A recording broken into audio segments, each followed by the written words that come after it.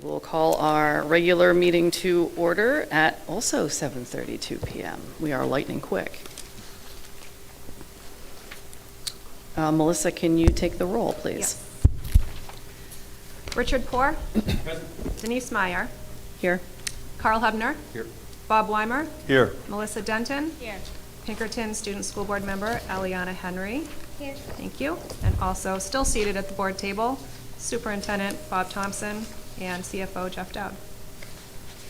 Thank you. All right. We are looking to, in your board packets, there is a set of minutes. If you could take a look at the minutes from February 17th, regular meeting for review.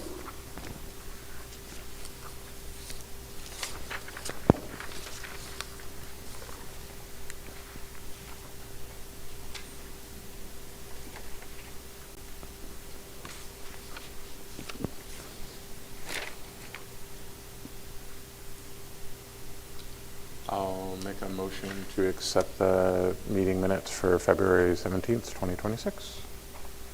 Second. Any discussion? Okay. All approve?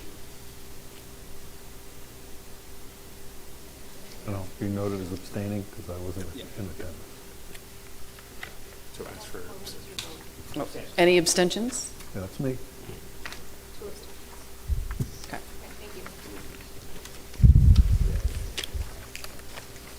All right, Melissa, do we have any public comments this evening? No, Madam Chair, I don't believe we do have any tonight so far. Okay.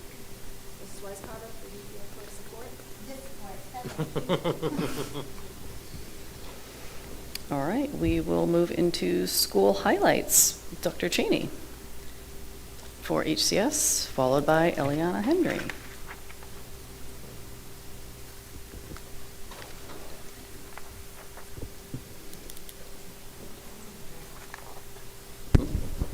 Okay, good evening.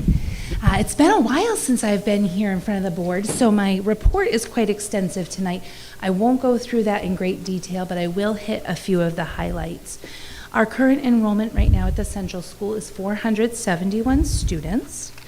And I'm excited to talk to you a little bit tonight about some collaborations between the Central School and the middle school. The Central School Preschool partnered with some middle school students recently. This winter, the middle school students came down and worked with our preschoolers to design 3D figures, and in turn, those middle schoolers created those out of wood and brought them back to their preschoolers who spent time painting them with their buddies. We also brought back the Big Feet, Little Feet program. This occurred during the Nature's Classroom trip here at HMS, and it involved our physical education staff. This event featured games, activities, and fun between the middle school and central school students.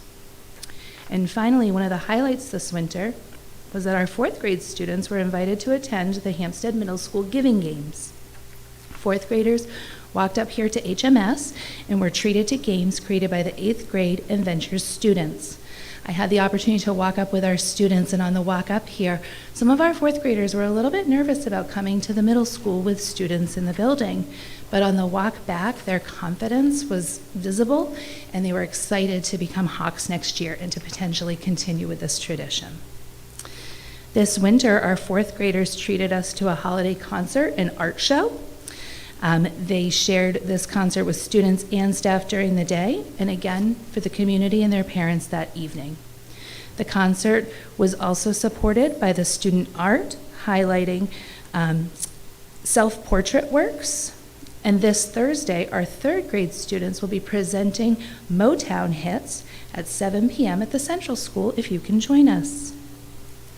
We're excited to announce that the Central School has welcomed a certified therapy dog into the building as part of our ongoing efforts to support students' social and emotional well-being.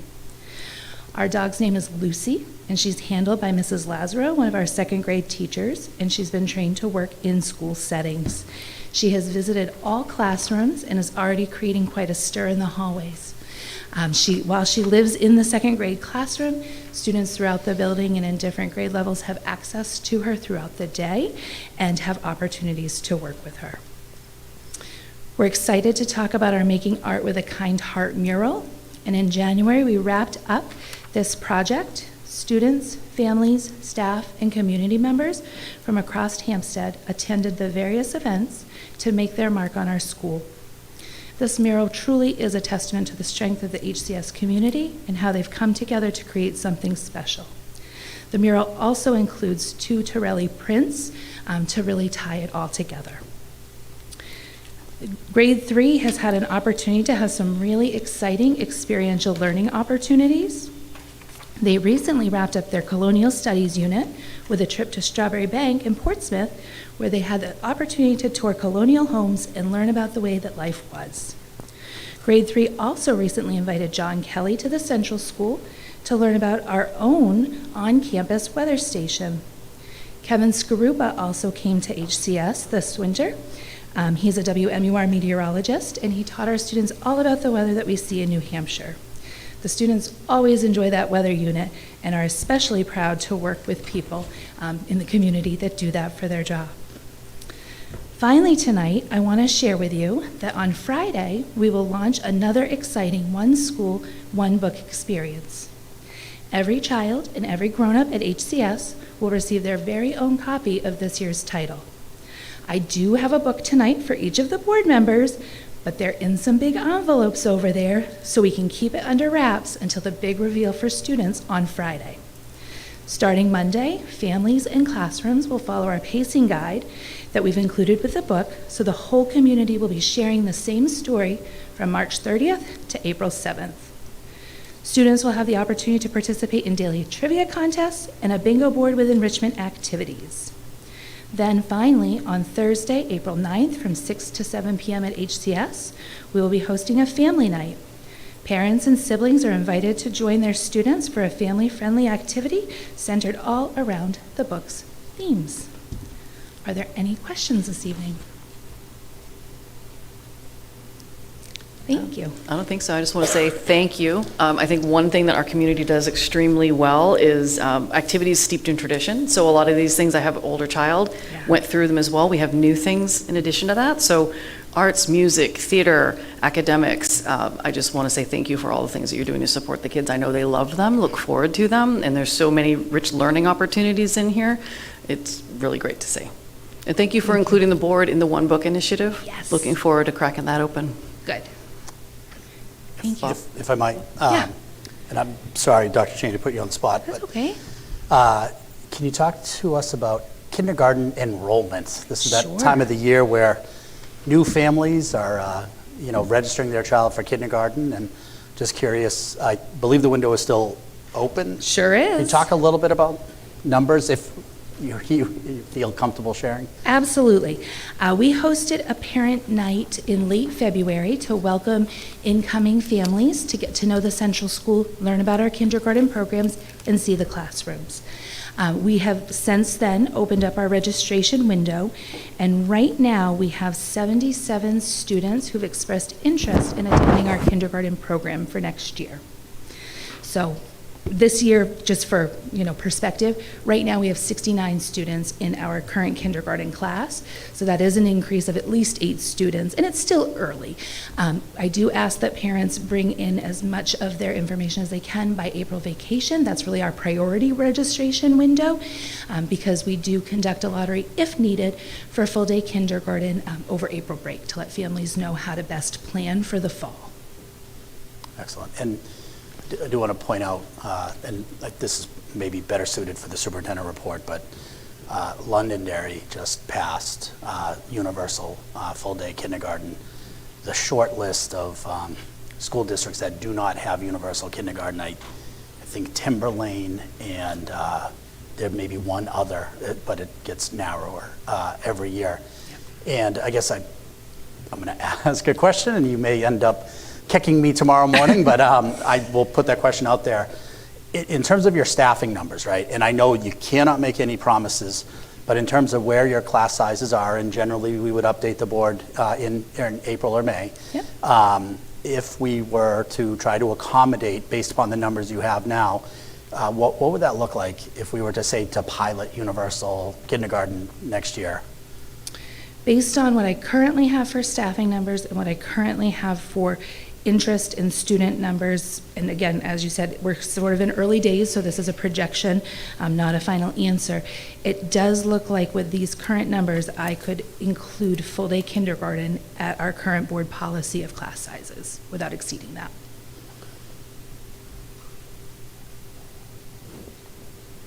Any other questions? All right. Discussion we have at a future. We could plan to add that, would work with our new chair to add that as a agenda item. Yeah. Again, the implementation of full-day kindergarten, there are some districts, there's a neighboring district that implemented it. I believe they started as a pilot to see what the impact would be on staffing, on space, and then there's even a revenue component because we do charge for full day. So we have full day kindergarten. It's not universal because we charge, and there have been years where we've had to wait list and tell parents, sorry, you didn't make the cut. So those are some considerations. That would be the data if the board wanted to have the conversation and wanted to vote to approve that, to do a pilot. And then based upon that data a year out, could either make the decision to implement it, or they could put it on the ballot. Again, there's some districts it goes either way. It is worth considering, and I know this is Tara Lynn's time, but we have this conversation a lot. You want to talk about early intervention, and you want to talk about setting children up for success. Access to universal full-day kindergarten is the highly leveraged step that the district can take when it comes to reducing referrals to special education and building those early literacy skills. There's a ton of benefit. I don't need to say that to this board because you've been very supportive of that. So, I think it definitely is a conversation to be had, even if it were just a pilot. I'd be very excited in that. So I think it's an inequity that we don't have it for all students in our district. So I'm just curious, where would you be, I guess, what would grade levels look like? What would be impacted? Yeah, so just the way things are shifting for next year, it looks like I could make that move to prioritize kindergarten in the full day. And like I said, I wouldn't be going over policy in any grade level. It looks like class sizes would be at a maximum of 20 in third or fourth grade, and I believe our board policy is 22 or 24. And we have this classrooms. We have physical space. We do have a physical space, yep. That would not impact other programs. And, if it's, the board would like, we can come back with some additional information. And what I can do is I can even, generate any questions that the board may individually, generate any questions that the board may have. And Dr. Cheney and I can work to provide some responses. And again, a pilot is the opportunity to try before you buy, and for the board to be able to see what the successes and the challenges are. And if what Dr. Cheney is saying, that we could do that without having to increase staff, it might be time to really seriously look at that. I would agree. Yeah, I would agree. I think it's high time that we evaluate. The sooner we figure this out, the sooner we can increase preschool. That's next. Absolutely. That's a we had that conversation last week. There are a number of districts that are expanding their preschool program. Some are doing it because of revenue. The issue that we have is we don't have the space. Right. One thing at a time. Yep. Yeah. All right. All right, thank you. Questions? Thank you. All right, moving into current business. This evening, we have with us, Eliana Henry, I almost skipped you. I'm so sorry. I apologize. Eliana, updates from Pinkerton. Good evening. Here are the highlights for Pinkerton Academy. We've had an exciting and eventful start to the spring. We had a spring musical called Chicago, which had performances through May 20th to the 22nd, and the show went really well. And then looking ahead this Thursday, we're taking SATs, juniors are taking SATs, and freshmen and sophomores are participating in PSATs. And then Right after SATs on Thursday, there's the annual Mr. Pinkerton contest, which takes place from 6:30 to 8 p.m. in the Stockbridge Theater. And then next week, students and families are invited to attend the Southern New Hampshire College Fair on Wednesday, April 1st, from 6 to 8 p.m. in the gym. And that's a good opportunity to explore future college options or connect with any representatives.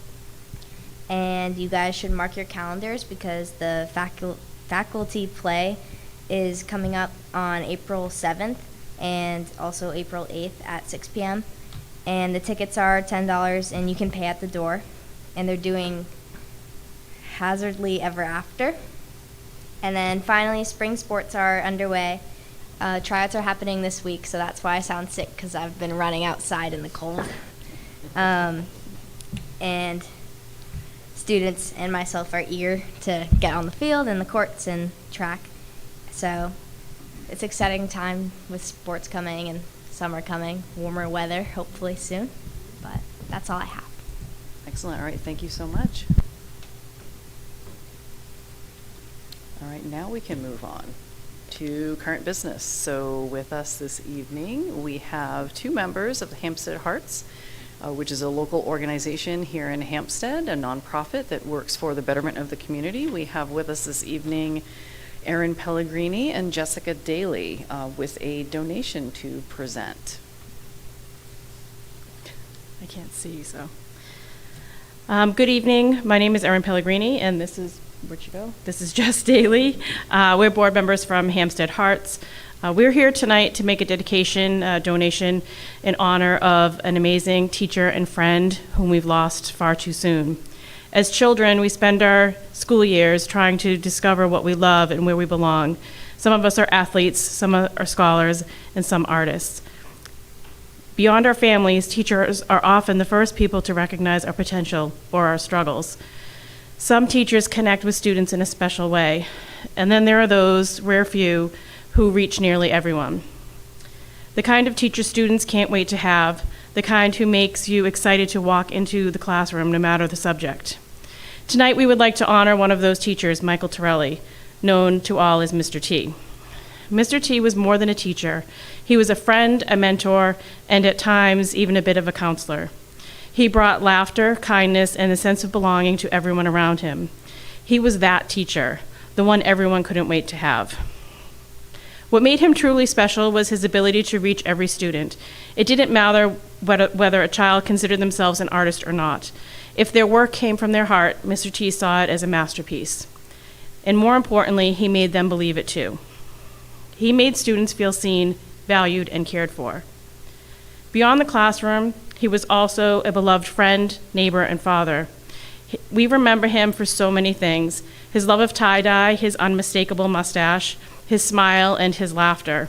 He left a lasting mark on his students, colleagues, friends, and family. Losing him at the end of 2025 school year brought profound grief, but it also revealed something beautiful: the incredible impact one person can have on a community. Hearing students talk about him with such love and seeing people come together in his honor reminded us how deeply he was cherished. Today, our schools are filled with students who are lucky enough to know him, and our hallways carry his spirit. But one day, there will be students who never had a chance to know Mr. T. When that day comes, we want them to ask, who was he? Tell us about him.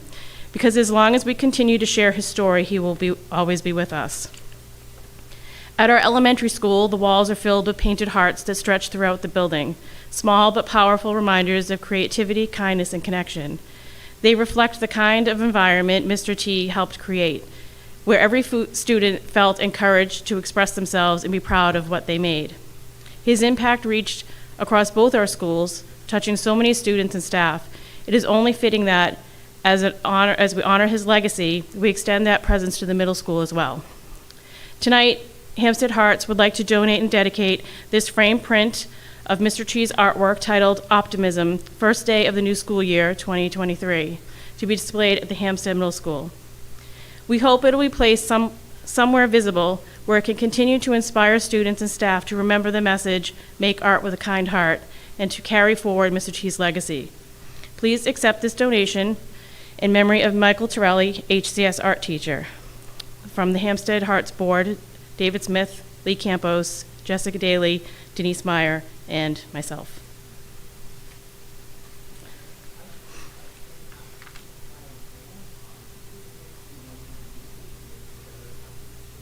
Oh, yeah, for those who are watching. Yeah. Yeah, come on over.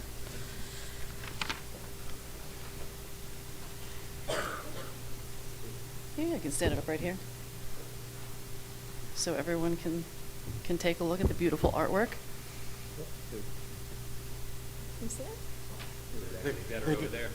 They did zoom in. They were able to see it. Oh, they did zoom in, We're on okay. tape delay on. All right. Yes. So you want me to leave it? We can leave it with Bob. Where should we leave it, Bob? Where should we? Okay. I'll leave it back over there. Okay. There we go. Thank you.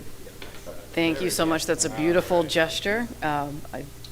Mr. T is a legend, and he believed in everyone. We still miss him every day. We just really appreciate the donation, the dedication. Bob, there is a note on here about accepting the donation. Do I need to go through that? There is. So we have a school board policy, KCD, which allows the board to deliberate and accept gifts. That is typically for items of $2,500 or more. I put this in the category of priceless, so that might require the board to vote. I'll make a motion to accept the painting, and we really appreciate all that you guys are doing. I'll second that.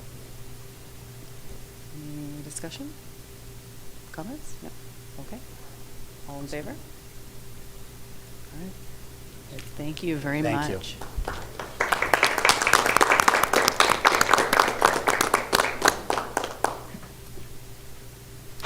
All right, now we have a curriculum update with Ms. Tomaselli.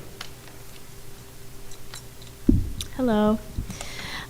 So on the slides behind you, you'll see just some bullet notes around the curriculum updates that we've been working on. This was a goal for the district for the year. So I wanted to just give you a little update. Our instructional teams have been working on making updates to our curriculum documentation that's online throughout the year. Our teams are at various points of entry regarding their documentation, and we do have some teams that are very near completion and other teams that are really still vetting things out. Our goal is to eventually, by the end of the school year, ensure that our online documentation reflects most accurately what we are currently teaching. Our new curriculum template, which I emailed you some samples of yesterday, affords us space for alignment to the standards that we follow, a new section called Work Study Practices, which is required by ED 306 rules, a section on anchoring content so that our teachers and our teams know when do we do this field trip, when do we do this lab, what is the hands-on activity that we do with this unit. And then another section on acquired skills, as well as, and probably the biggest change, is a competency goal in each unit. We have went ahead and kind of decided to work and adopt the New Hampshire model competencies rather than rewrite all of our own. There might be a time down the road when we would want to refine some of those and create our own Hampstead competencies, but rather than start with nothing, that's a nice place to just kind of work from. We are also modifying each curriculum into trimesters because if you recall, the move to trimesters is relatively new, so some of our documentation that's online reflects quarters. And the staff has been experimenting with 2 AI tools, School AI and Magic School, to help lessen the lift, as we say in education, in updating on our online documentation. So I'm trying to pair a little bit of our AI learning with this very kind of appropriate task that is a huge lift for teachers. And if AI can help us in any way and allow our teachers to simply refine rather than generate, I'll be very happy with that. So in front of you now we have, and I did email this to you, I hope you got a chance to preview it, I do have a new curriculum for your approval this evening. So while we are doing updates to most curriculum areas and that they do not require school board approval, this is a new curriculum written by Tara McLaughlin for our K-2 STEM activities. So this is done in collaboration with Sarah Wise Carver. They do a ton of STEM lessons together, and also the grade level teams to kind of figure out when are these science units best suited to pair with our literacy units, and also there's a seasonality to some of the science units. So you'll notice like gardening, for example, will land in trimester 3 because obviously we need to have access to outdoor for gardening and planting. So this first page is just kind of an overview chart that shows kindergarten, grade 1 and grade 2 in the columns, organized by trimesters and the units. If you Joe, if you can advance the next slide, you will see samples, and I know it's small, but I've linked up all of our kindergarten, first and second grade curriculum that she has written for STEM. This will be available on our website after adoption this evening. The template is a horizontal template, which I think offers a little bit more room, and you can kind of get a sense of each unit, which is anchored in an essential question and some enduring understandings. It also lists the standards that are aligned, and like I said earlier, the anchoring content and some of the acquired skills and best practices. So it's, documentation that we need to reflect what we're actually doing in class, and according to New Hampshire ED 306 changes, which is a legislative body that governs minimum standards, we are required to kind of make sure our documentation is as current as possible. So, I don't know if anyone has any questions before I move on to SAS. Yep. I have one question. To what performance standards are we going to be evaluating these activities? The performance standards? Yes. So we are largely measured by our SAS scores, which I'll get to next. SAS is administered in grades 3 through 11 in our state. So for us, it's grades 3 through 8. Got it. But SAS is not our only performance measure. It doesn't address K2 at all. And so we use Acadience and Dibbles and a handful of other screeners with our younger students to measure their literacy skills. We also use iReady as a diagnostic for both reading and math, and we do that K through 8. And we administer that 3 times a year to help us guide our instruction. So while SAS is a good summative snapshot, it really doesn't help guide our instruction, or it has not guided our instruction up until this point. We are going to kind of start emphasizing more use of the modulars and interims, especially heading into next school year, because we are being measured against that. Thank you. Mm-hmm. And welcome, Bob. Good question. Also add, too, that on the Department of Education website, and I can share this with you, Bob, they do have state standards and curriculum frameworks. And then I think, one of the really important duties of elected school board members is you get to decide what the children of Hampstead are taught in their classrooms. Mm-hmm. And it's this process that determines that. So think of it as the local board decides what is taught. It has to obviously align with educational standards. There's also an education regulation rule called Ed 306, which I can share. And then it's the job of the superintendent and the director of curriculum to ensure that it is taught. And then also we determine how it's taught, the method in which it's taught. So it's a very important duty of a local school board to determine what is taught in schools. Thank you. Any other questions about that? So I want to thank, before we move on, Tara for doing an extensive job with the writing of the STEM curriculum. And actually, before we go on, Joe, I do think we need nomination, like an approval of this new curriculum, the STEM curriculum, by the board. I will make the motion to adopt the curriculum as suggested by the school district staff. Second. Yeah. Any discussion? Questions? Nope. All in favor? I'm going to abstain because I really haven't been involved in this process, and I don't think it's appropriate for me to vote on something like this.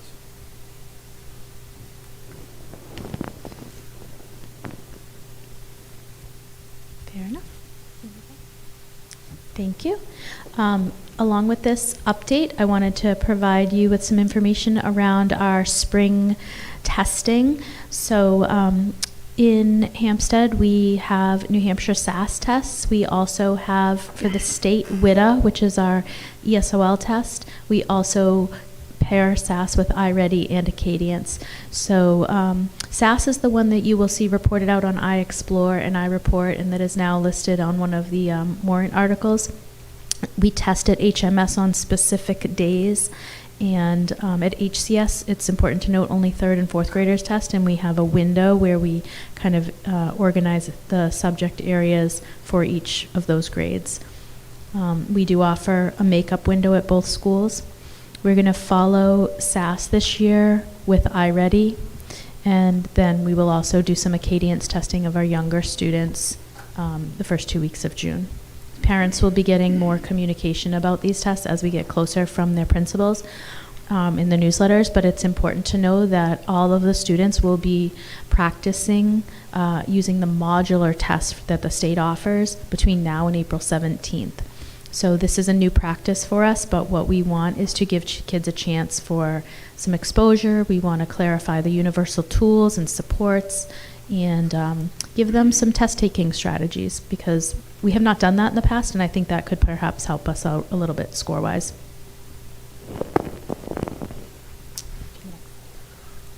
Nicole, can I Yeah. ask a question? You said that all students will participate in this process. Yep. But we also have students that opt out of the state testing. So when you say all, does that include the students that have opted out? Trick question, Mr. Thompson. Well played. All students will participate in the modulars. And the reason for that is it's going to be part of our Tier 1 instruction. Now, of course, if a family, and there are, I will be making another notice out to families, if families are absolutely dead set against their student being even exposed to these questions as part of Tier 1 instruction, we will honor that in the Parental Bill of Rights. Of course, we need to honor that, but it is going to be part of our Tier 1 instructional practice just to familiarize students with the layout of this test and the types of questions they'll get and how to tackle multiple choice and open response, as well as the writing, SAS writing test, and some of the graphic organizers that are available to them. I think it might be worth noting, many families opt out of SAS testing because they're nervous about their children having testing anxiety. At Central School, we've strategically decided to place this practice opportunity for 3rd and 4th graders during the Monday SEL blocks as a specific anti-anxiety, like work through your anxiety about testing kind of activity. And so the teachers are going to frame the practice tests in a way that helps lessen the nervousness of these, quote, high stakes testing situations. So they're going to frame their SEL lessons around testing anxiety and just how to handle these situations, and then administer the modules in a group setting. So I'm really hoping that both students and families see that, like, I can do this. This isn't that stressful. I can get through this, and that would really help us as a win-win and kind of serve us on the SEL side and also on the practice side. Sure. If I could, Madam Chair. I guess it is Madam Chair, so I'll try to use that. It's fair to say that in the past, some students opting out has resulted in our ultimate rankings being lower. And I guess the question is, to what extent have we tried to encourage, and maybe this is part of what you're intending to do now, but it would seem to me that this would be the way to try to encourage parents to reduce their own anxiety about their child having anxiety about the test. I also, just from my own experience, I think sometimes it's good for students to have some anxiety, to experience anxiety and learn how to handle it. So That's right. to the extent that that can be a part of the process, I think that's really the key. If the student is able to manage their anxiety, then it would be able to say to the parent, I got this. That's right. I mean, that would be the ideal win for me, is we don't want to, quote, feed the anxiety monster that is, I can't do this, I'm nervous, I won't be successful at this, by allowing it not to happen. We need to, in general, work kids through these situations with some strategies and kind of guardrails so that they have successes and kind of chunk it in small ways. Our teachers do this all day with children. They break down complicated tasks into smaller, more manageable bits and help guide them through success. What really hurts us is when the state offers an opt-out and then counts the zeros against us and doesn't afford us the opportunity to teach children how to approach these situations. And so I would ask, and I do ask most families that opt out, would you please give us this chance to see how we do with this? But I do think the practice throughout the year will be helpful. I'm glad you brought up that it counts against us when It does. students opt out. That was going to be my question. And then how many students do we generally have opting out? It varies year to year. We have a much smaller group at Central School. The numbers increase as they get older, and it is somewhat understandable from a parent's point of view. I have my own 8th grader at home, and in 8th grade they have a SAS science, writing, reading, math, as well as usually in the spring a DC field trip, some kind of theater production, spring sports, maybe a graduation ceremony. Some of schools do a competitive oratorical like we do. There's a lot going on for 8th graders. And then we also have decided to exempt our 8th graders from iReady. Most of our 8th graders test out of iReady. So I understand. And then if you have a student who's on an IEP, you have a whole nother set of testing.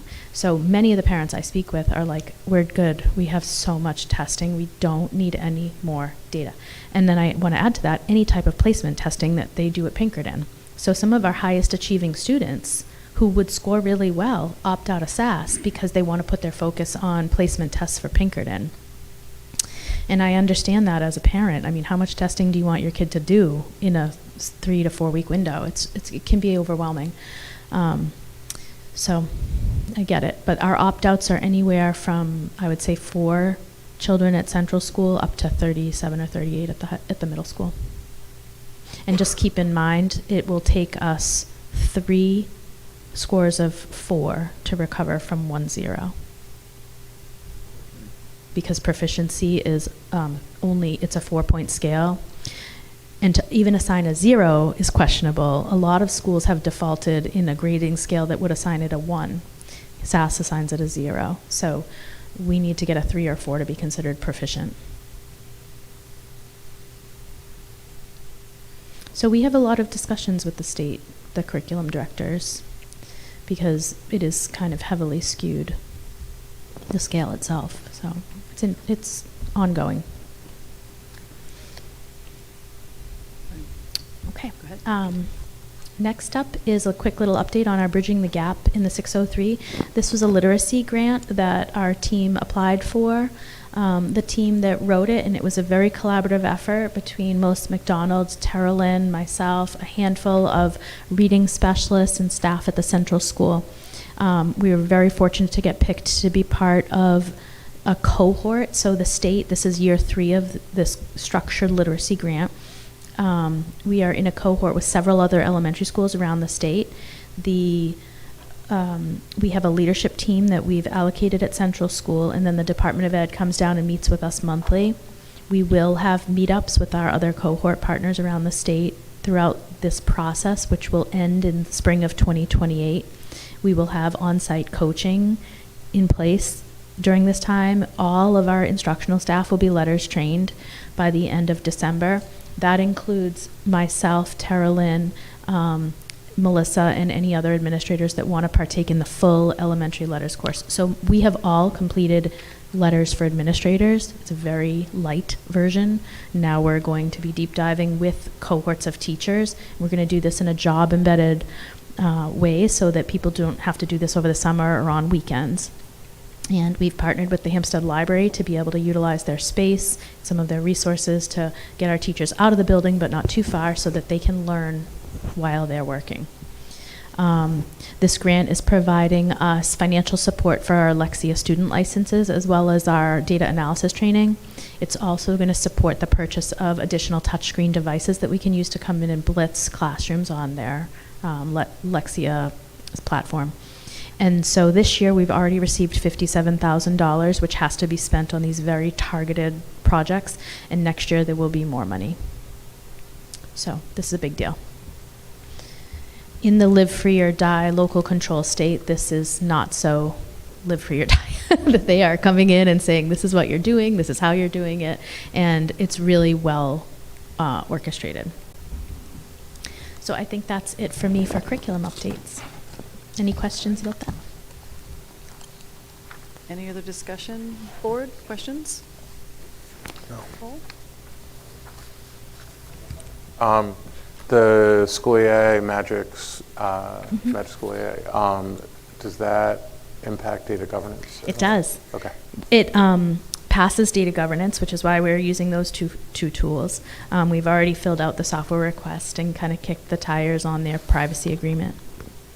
Okay. And then I really do like the fact that the administrator taken the teacher version, because they've taken both, and the administrative version would not allow you to properly give feedback for I know. teachers in a classroom. But the teacher one is amazing. So thank you. I'm a little scared, I'll be honest. I know it's a lot. It's awesome. I mean, you're a curriculum nerd, so I know, you'll but love it. phonics is a little bit scary, but it'll be good. I'm very excited that all of our administrators, like without even batting an eyelash, just like will absolutely be doing this. So it's a great sign. Okay. I think we're good. Thank Good, you very thanks. much. All right, technology update, Mr. Dion. Good evening. I'm going to start with our technology department and administering the new window provided by the Department of Education for the middle of the year. This includes an enrollment submission, free and reduced student roster, program participation, which is all of our 504 plan students, and student absence reports submitted. These have been submitted and they're in review right now by the Department of Education. I'm going to recap a little bit on E-rate funding for 2025. Our department saved $14,507.42 by utilizing E-rate funding on licensing and internet purchasing for the school district in 2025. We did not have any major projects. We typically get 40% discount when we do large projects, but last year it was a combination of just the licensing and the internet between both buildings. While I am talking about E-rate, I do have to talk about the filtering that we have to receive E-rate funding. We have to provide secure filtering for students, and the way that we do that is a two-tier system. We have content filtering at each building at the local firewall level. That's a hardware-based filter. We also have Securely, which is a extension that you cannot remove that's loaded down onto the Chromebooks that protects students from online bullying, any threats, any self-harm. We get notifications, the principals get notifications and things like that, and that is follows them. So when they bring the device home, it also applies. We had our first remote day, our first remote learning day since 2023, which happened on March 6th. Our department was hands-on from our houses, supporting teachers and students remotely. We helped with troubleshooting issues on devices and Wi-Fi connectivity. A lot of times, some families will have a wireless router down in the basement, and the student is up on like maybe the second floor, and we'll have to guide them to move closer to the device that's projecting internet and the Wi-Fi and things like that. But that went successful and that went well. I heard good things. We were also preparing for the NHSAS state testing. We were going through all devices and making sure that the keyboards work and the audio works and everything like that. I also updated recently the rosters, which is part of the middle of year reporting. So any new students that were added in, both at middle school, central school, and our out-of-district students would be applied. And we do have an RFP, which is a request for a proposal, which is essentially competitive bidding on staff and student devices, which is available on our website. Right now, all districts are seeing a 36% increase in devices, which is primarily due to AI companies buying components and creating a shortage. So that is something that we're looking to get through. So last year, our winning bid for 5th grade and 1st grade devices was roughly around $52,000, and at 36%, we'd be seeing quite an increase on that, almost 20,000. So fortunately, we do have some companies that we work with that have direct partnerships, like GovConnection is a vendor that we've been using, and they have a direct partnership with Lenovo. We have bought Lenovo devices before, so I'm hoping that they'll have current stock. So we can't actually look at the bids until the day of the public bid opening, so I don't know what we've received yet. We'll be opening that on April 13th and reviewing that, so that's something that's on the horizon for us.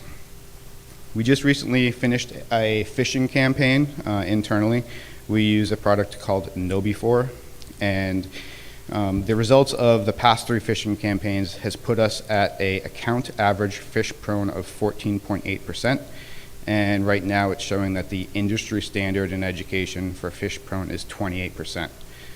So we are we've created a base training for users that have failed our campaign multiple times. They can sign up, and we basically send them an email through KnowBe4. They log into it, and it will instruct them and give them examples and basically teach them what not to click on. So we also completed cybersecurity training for Hampstead Middle School staff as professional development on February 11th, 2026. And we have that same training scheduled for Hampstead Central School on April 1st, 2026. Future tech events, we have a NHCTO clinic, which stands for New Hampshire Chief Technology Officer. It's basically the group of individuals that work in tech around the state that get together. That's going to be held on May 5th at the Inn at Mill Falls. Some of the topics that are going to be discussed that we'll be able to see, my team and I, will be Software Data Privacy Consortium. They're doing an update. Deploying Google Gemini in the Google Workspace efficiently. There's going to be additional Google administration training, and AI in education from exploration to application. We will be going to another event, NHCTO Day at Connection, where we review our current Microsoft licensing, and we also meet with vendors to showcase new tech devices and such, and I believe we'll all be asking questions about the increase in devices at that, and kind of ask how they're going to be handling that for us, for the education market. That concludes my update. Do you guys have any questions for me? Any questions, comments? We experienced remote day in my house, and it was seamless, which is awesome. Knew how to access everything. Was not late for class, so kudos there. Just a quick question for you. Yes. For those that had some challenges, is it worth doing, or maybe I missed it, a checklist, like something simple for parents to verify at home? Like you mentioned being too far away from the router, right? Like your basement, your kid is up in their bedroom, might have some kind of a lag there. Is there some sort of a simple, like, get ready for remote day, 3, 4, 5 things for people to look at that might help alleviate some of the contacts that you get? Yeah, we can definitely look into that. There's also some sites that you can go to that will check the keyboards and check the microphone and check the webcam and things like that. So we could definitely put something together and push it out through School Messenger to all the families. If we know that there's going to be another storm coming, I really hope that we're not going to get another one this year, but Let's hope. for sure, yes. Awesome, thank you. Any other discussion questions? I just wanted to say that I really appreciate both the high level of competency you show when you talk to the board, but also that you make it approachable so that we actually can understand, because I'm not super IT tech savvy, and you're always able to answer the questions, and we appreciate it. Thank you very much. I appreciate that. And I would agree with that. I'm from the tech space, so I talk your talk, and you do it very well, so thank you. Thank you. All right, thank you very much. Thanks. All right, moving on to the election results review. Board members, if you'd like to take a look at your packets, we want to review some of the results from recent voting activity here in Hempstead and bring any questions to the floor. Where are all the voters? Where are all the voters? That is an excellent, excellent question. Very disappointing turnout. So this year we got 673 for the budget. Last year we got 801. The year before we got 919. The year before we got 888. Like, had we gotten the turnout of any of the previous 3 years, we would have passed the budget. It's really concerning to me, because if we're losing budgets multiple years in a row, like our default budget, like we are positions are eventually going to get cut. They may get, not positions that are filled, but positions may get cut this year. And for me, there's roughly 1,800 voters in town that have school-age kids, and we got 673 to show up. It is going to eventually impact those children. And I do think we could probably do somewhat of a better job with getting people to know when the vote is. I think that may have possibly been part of it. And I do appreciate that not that the town is doing anything wrong, but we were much closer than the town got the last 2 years for budgets, showing that there is more support for the schools, which is great. But once you start losing budgets, it can keep going. And the fact that we only got the collective bargaining agreement for the school staff through by 11 votes, I'm super happy that happened, but that never should have even been that close. Yeah, I mean, I have to also give a little bit of a tip of the hat to you and to Missy and Bob also for that one little the Q&A that you had, but the videos, I mean, work was done more so this year than past years, I think, to get the word out, not only on when voting was, but also what was at stake, right? And how the budget works. And after doing that and seeing a decrease in participation, I guess I would ask the voters listening to reach out to, like, what can we do better to encourage you to vote and participate? Yeah, and I would echo that. I think we did go into the season with best of intentions, trying to educate in new and different ways, trying to reach people kind of where they are, whether that's video, doing a fireside chat, asking for submissions of questions. I do think in general in town, we have an apathetic voter base for whatever reason that may be. So I would just encourage people that if they would want to ask questions, come out. We're here. We have public meetings. Happy to educate, happy to have those dialogues, but definitely encourage your friends and neighbors to come out and vote. This is one of the most important votes there is local. This is what touches us the most, and it's important that we're all there. We can make it. Well, I just to add to everybody's comments, having been on the budget committee for 5 years, we put a great deal of effort into trying to educate the public. And in fact, several years ago, I actually authored the report for the board, for the budget committee, and it was about 100 pages. So if anybody wanted to know anything about the budget, the information was there. And the same was true this year. We may have not had a 100-page report, maybe it was only 40 pages, but any question that the public had would have been answered. And unfortunately, it's affected not only the school budget, but also the municipal budget. So I think both entities suffered this year, and not from the availability of information, frankly. But I also think that the other issue that we need to come to grips with is we need to show the public that we are doing everything possible to manage our costs. And what people seemed to be saying was, you aren't doing a good job at that. And maybe it was only a few voices that were very loud, but I think we need to show them that we are doing those things and that it's not a hit or miss or an uneducated decision process, because it is well evaluated. And I've said it before, as a budget committee member, I think the school historically has done a great job trying to manage the budget. Not to say that there aren't things we could do to improve it, but the fact remains that we need to tell the public that those are the things we're looking at, rather than just saying, here's the budget and we've done everything we can. We need to show them that we in fact have done the due diligence in some way. I don't know how we can do it so they'll read it, but I think the other comment that I'll make is we have a communications committee process. Maybe you want to make it an announcement to tell everybody to snap on that. Oh, we want to talk QR. about the broader? Okay, so. Well, I think it's going to be helpful for people ultimately. Yeah, sure, absolutely. We can talk about that. So Bob and myself are also part of an effort here in town to open up the doors to communication. And one way we're doing that is issuing a survey to all the community members in Hampstead.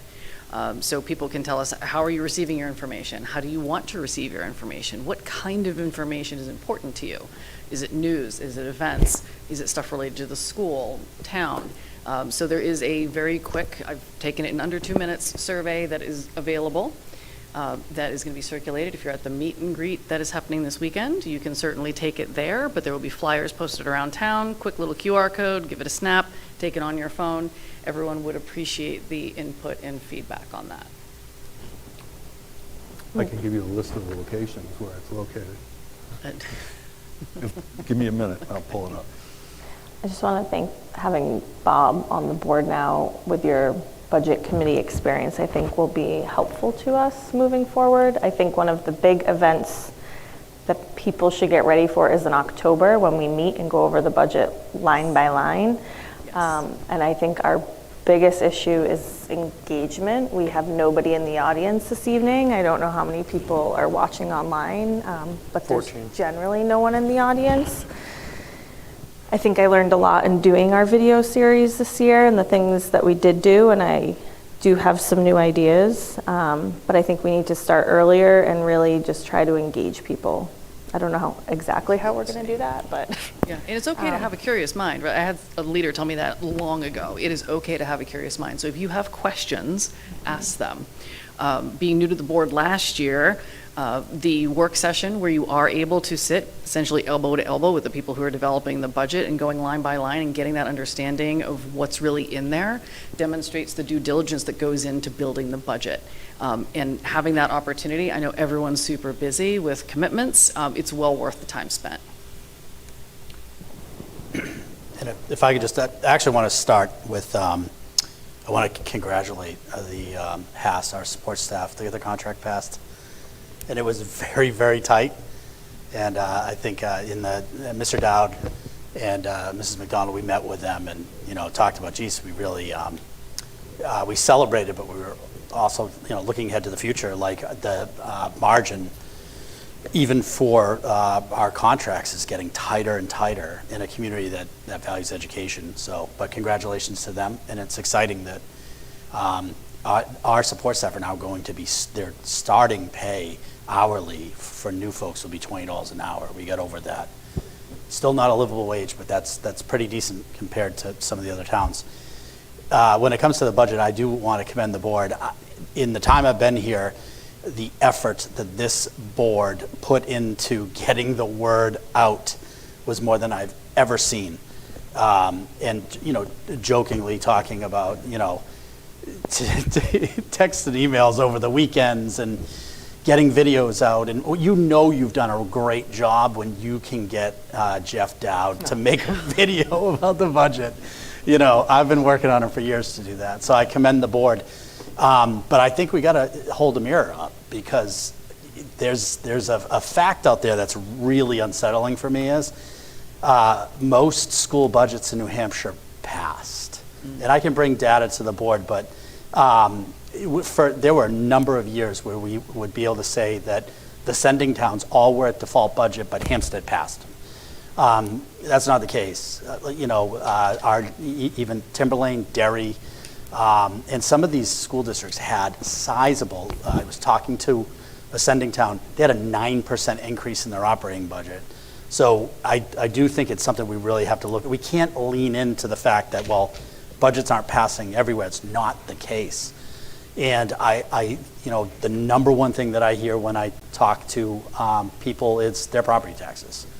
And so I think the effort of not only controlling costs, within your purview, but also putting pressure on lawmakers at the state to adequately fund public education. Again, when you're fourth in performance in the nation, as New Hampshire is, and then you're 48th in state funding, something's not working there. And so I definitely think that that's something that needs to be looked at. So. If I might, Madam Chair. Absolutely.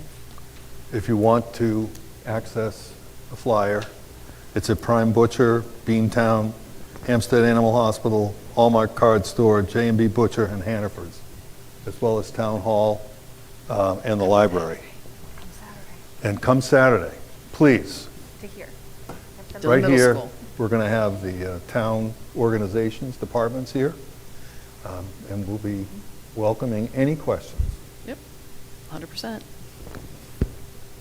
So I know it sounds crazy, but we had 21% turnout in nationwide town elections. The average is around 10 to 12%. New Hampshire is higher because we tend to vote more, but it's not bad. But I really do think it's, like, I think it is a turnout game, especially when it comes to parents. I'm wondering if we literally have people the couple days before sit out with signs, and obviously the district cannot do that. But as a community, we literally sit out at signs at parent pickup and have, so that the parents see it and know for sure that when the voting date is, because it's a turnout game to me. Like I think we are doing a lot fiscally. I think we do a lot, especially in comparison to other districts. Bob did great work with the budget. Like we did that due diligence, and we are doing a good job of that. I think people have to get invested, and we have to find a way to do that. Well, just to add sort of a 2 cents, I wasn't here.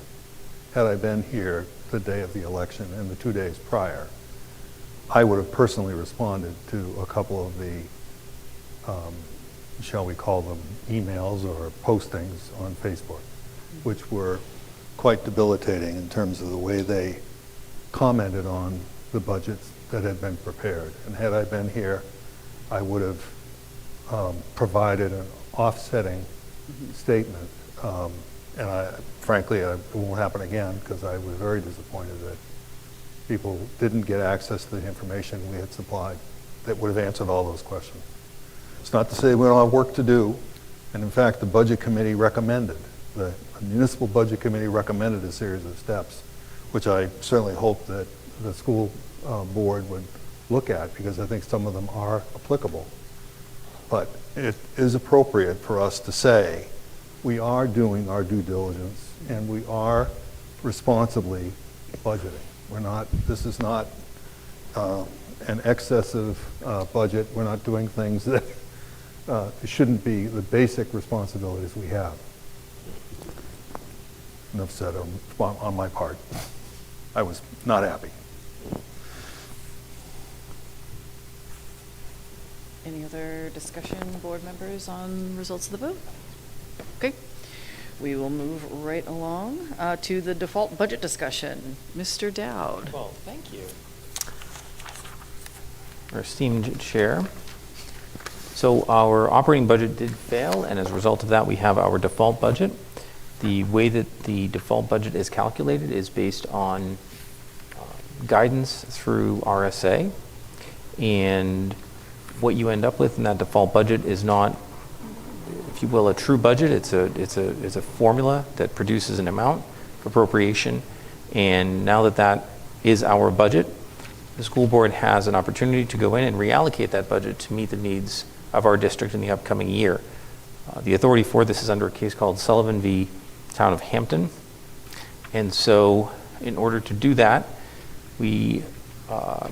our budget, our default budget is $39,551,092, and that's a difference of $109,433. So I believe Mr. Thompson will be discussing some of the options in order for us to be able to get there. Yeah, so what I've prepared for the board is a short list, and again, the number, and you know, I think is most prudent that we present the information to the board, have the discussion. The board can act tonight, or they may want to defer to the next meeting, because what that will do is it will allow for any public comment to reach either the board or the administration.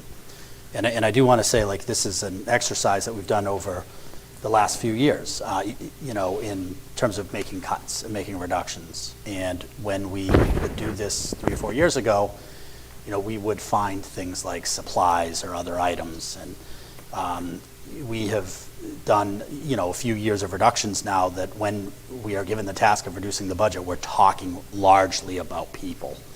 And I do want to make sure that our conversation is focused on positions and not individuals. It's really important that we're focusing on the position. So we have to get to 109,433.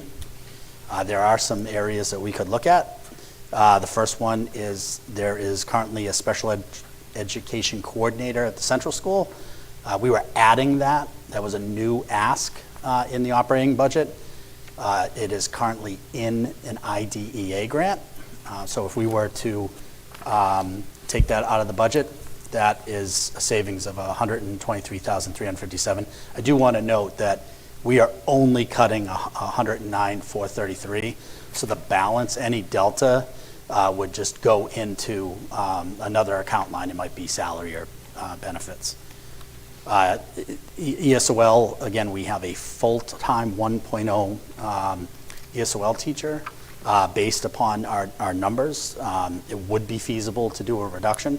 I do want to point out that this person, that the position currently as is, because of the number of ESOL students, actually plays pretty integral role in our MTSS and provides intervention and remediation to students who are not identified as ESOL. So it has that would be part of the impact.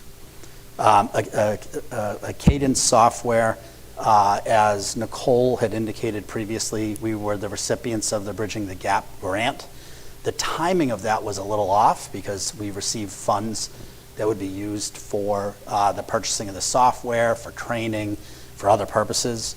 So we could reduce this out of the operating budget because we budgeted for this before we knew that we've received the grant.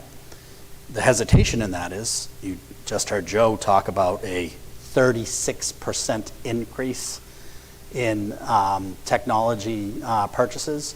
So obviously, we're gonna have to find that money because we didn't budget for that. So the other one on here is the Family and Consumer Science position at the middle school. So this is a position that is being vacated. The individual is retiring.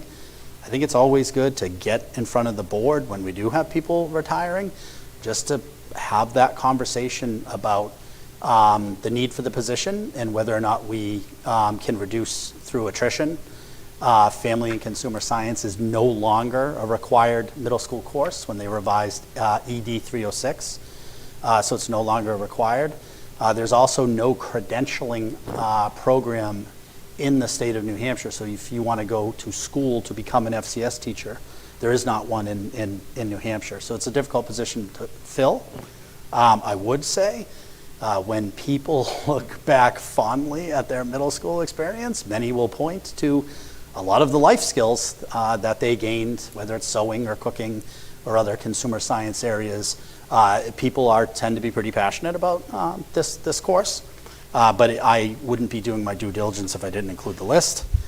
And then another item is, you'll recall we brought to the board in the fall the replacement of the CAF partition wall at HCS. So the price that we quoted in the fall was $134,616. This is for a full replacement wall. We believe, and again, this is a sort of a soft number at this point. So one, the board could say, we don't want to do the project, we'll add it to next year. Or you could say that we could do a curtain instead of a wall. We believe, and this is not a firm number, that there'd be about a $50,000 savings. I had a conversation with Dr. Cheney in preparation of this meeting, and she does not support the curtain. The staff does not support the curtain. There's some concerns about noise and even still about some safety with a curtain versus a wall. The reason why this is a tricky item is we've identified this as a safety issue. And moving forward, God forbid, if we had a student or a staff member who injured themselves, we've had public conversations about the safety of this wall and created some liability for the district just in having the conversation and then cutting the item.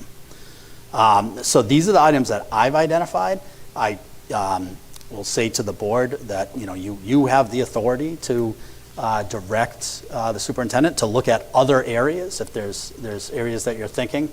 But this list for me is done with what will have the least impact on our students in their instruction. So I'll entertain any questions folks have or take any direction from the board. Is there any way to get the HCS special ed coordinator back into a grant? That is a possibility, but not a certainty. Okay. So now if you had asked me if that were doable a year ago, I would have said no, because there was a tremendous amount of talk that IDEA there's a lot of uncertainty about the future of IDEA. I think since then there's been some clarity. We have the allocation for next year. And so is it possible? Right now I'd say it could be, but I also want to stress too that the purpose of IDEA is almost in some ways like an emergency fund. In special education, when you're trying to control costs, you turn to IDEA. If there were a significant cost to the district that we didn't budget for, we would turn to IDEA, which would restrict our ability to fund that position. So I can't guarantee that. Can I show my ignorance and ask what an IDEA is? Yeah, so we receive grants from the federal government. And the IDEA is the Individuals with Disability Education Act. Thank you. And I know you and I, Bob, have had conversations. I know it now. Yeah. I just Yeah. it didn't ring any bells. Yeah, and so this year I think the allocation is a little over $300,000.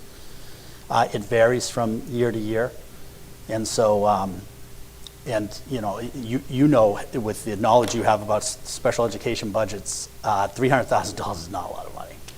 Oh, I thought that was the entire budget. No. I have another question, Madam Chair. I'd like to understand, is there a reason why the partition wall is not a capital project and wouldn't be done out of the capital fund? Well, I think you may be able to ask the board about that. My response to that would be that we put forward the septic as the larger project, knowing that with the thought that we would likely be able to get the voters to approve one item out of capital reserve and then replenish that money. And we thought as a result that we would be able to absorb that within the operating budget. Right. So. But in order to use the money, our reserve for this project, it would require an article at town meeting, correct? Yeah. So it would have to be, it would have had to have been an article in this year's town That is meeting. correct. So if you were to defer this project, you could look ahead. So I think, knowing that the septic passed, maybe we're on to something with it. Maybe every year we fund a capital project through the capital reserve, and then we replenish the capital reserve. You could defer, and this is your item next year. The only issue I'd circle back to is that idea of, if we were to have an issue with the wall, a safety issue with the wall, well, we knew about it.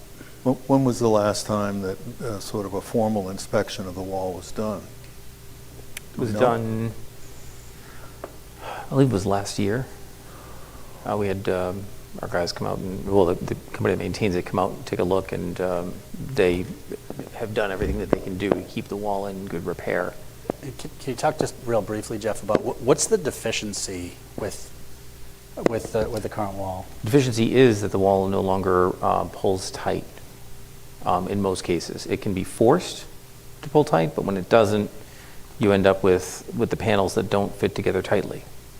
So the situation that I can easily envision that I don't ever want to happen would be for a student waiting in line at lunch with their hands behind them, leaning against the wall, and pushes the wall, and a finger gets stuck, caught, etc.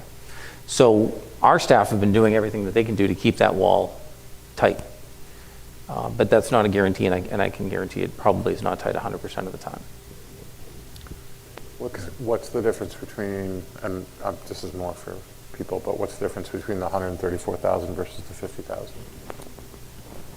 A wall, as you see here, versus a curtain. And the curtain's very much unfavored by... It's a motorized... That's one of your typical gym divider curtains. Exactly. Yeah. So it does little for sound, and then also... Falls from flying. It's not static, so it does move. And under normal circumstances, that's not a huge issue, but the fact that our students line up to go into the cafeteria, lined up against that curtain, could present some issues with it moving. They're designed to move. Yep. I think what Bob is suggesting is that when there's an errant ball from the other side that hits that curtain with the kids standing on the other side of it, it certainly doesn't provide the level of protection that one would get from a I'll wall. just make my observation that I, for one, would not be in favor of a curtain, so. I am also not in favor of a curtain. I just wanted to clarify what that is. Also, a new wall could have sound dampening because the new walls are much, much better, and especially for the cafeteria, it is all the difference in the world, especially with the gym on the other side. I cannot imagine not having a fax teacher, even though there's probably 10 postings for fax teachers because there's no certification. It's really alternative programs, but you have to have somebody that has a college degree and fax skills and is willing to teach in public school. So usually you have to recruit them out of the community, but I don't know, that would, yeah. Yeah, I would agree with that. I think that would hurt. I think it's critical that kids get those skills early. And so I think that would leave a huge gap for kids in this age bracket. Do you think we're going to have trouble filling that position? So at last glance, I think we had one candidate. And again, as I said, certification is an issue. They have, site-based licensing programs now that allow you the sort of on-the-job training, and you get assigned a mentor. Part of the issue is there's not a lot of mentors out there because a lot of middle schools have cut the program already. But, we would absolutely do it, just like we do with any hard-to-fill position. Like, we'll make the best of it. The other piece of it, too, is that this represents a position, and if we were to, it may not be prudent to make the decision about cutting the position based upon whether or not we can fill it, more about the value of it, whether we should offer it, because the position itself, if we can't fill it, could be transformed into something different, right? In the middle school is a history of doing this, right? Identify an area, whether it's STEAM or writing or consumer economics or something, that the position can be repurposed. We do that quite frequently. Do we have like a curriculum we'd be passing on to somebody? Yes, yep, there is. So there are state standards and a curriculum framework for family and consumer science. And I can just tell you too, that the program here is very well regarded. I believe, even from my own observation. I know we're not supposed to talk about people, but part of it is you've had somebody in there that's done a really good job building a program. Exceptional. I burned my first set of brownies right over there. On the special ed coordinator, can you just talk about, even if we took away that position, we still have a need and would have to do contracted work with that position? Yeah, so again, with IDEA and federal grants in general, that money is managed by the school district, not the school board, so to speak. So the ability for the district to have, and this is sort of by design, right? So the ability for the district to have some flexibility to determine, is it a position that exists in its current form? Is this contracted services that we could bring in? So we currently have contracted services for about 25 hours a week, most at the middle school. And the model that seems to be working pretty well.